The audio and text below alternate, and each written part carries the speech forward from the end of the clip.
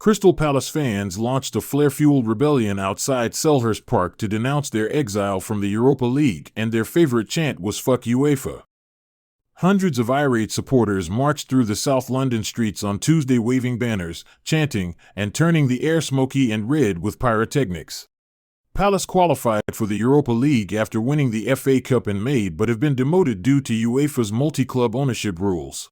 The issue was that John Textor owned stakes in Palace and French club Lyon, who also earned their place in the tournament. Textor has since sold his 43% stake in Palace in a desperate bid to rectify the issue, but that came months after UEFA's deadline of March 1st to show proof of multi-club ownership restructuring. Eagles fans held aloft a banner which read UEFA. Morally bankrupt. Revoke the ruling now. They even graffitied the exterior of the stadium, with a message on one wall reading UEFA Mafia. Palace are appealing to the Court of Arbitration for Sport, the highest authority possible, in a bid to overturn the ruling. Their only ever European venture has been in the 1998 Intertoto Cup, so a Europa Conference League campaign would still be exciting for Palace fans.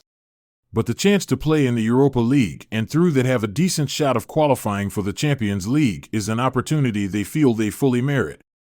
As things stand, it appears as if Nottingham Forest, who qualified for the Conference League via the Premier League, will take their place in Europe's second-tier competition.